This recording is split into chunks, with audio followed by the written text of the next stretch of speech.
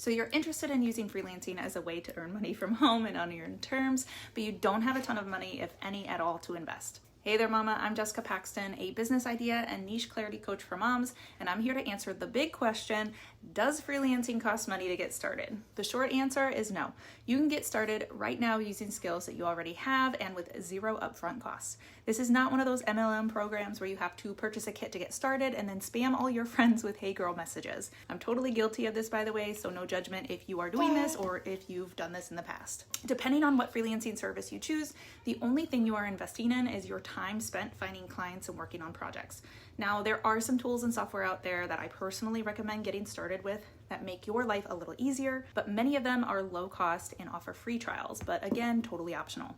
An example of one of those tools is called Canva. When I first got started freelancing, I had no idea what I wanted to do, so I explored pretty much everything from customer service tasks to designing logos. I chose to invest in a tool called Canva Pro so I could easily design things for my clients and create marketing materials for my new business.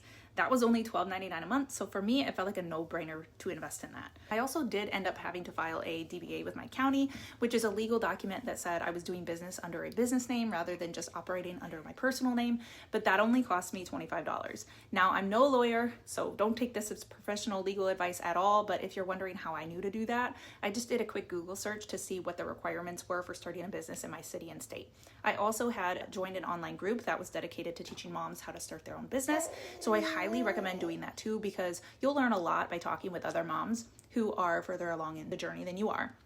There are a ton of free and paid groups out there, but I'll link a few in the description of this video that I'm personally a part of and have used in my freelancing journey. Then, of course, there were things that I needed like pens and paper, computer, phone, internet, but since I had already had those things, I didn't have to invest in any additional office supplies for quite some time. Seriously, mama, freelancing is a real opportunity to earn. In fact, Forbes magazine wrote an article where they shared that 1 in 5 freelancers make $100,000. That's pretty amazing.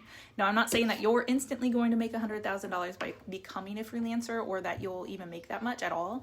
But what I'm showing you is that it's possible, and again, that it can be done with very little to zero upfront costs. Because I'm sure you're now wondering how much you can actually make as a new freelancer, I put together a short video for you to help you set realistic expectations using my own starter numbers, but just so you know that everybody's journey is different, so don't focus too much on the hard data and instead focus on the potential. Check it out here. I'll link it in the video description below as well. So mama, what are you waiting for? Let me know in the comments, what questions do you have about freelancing?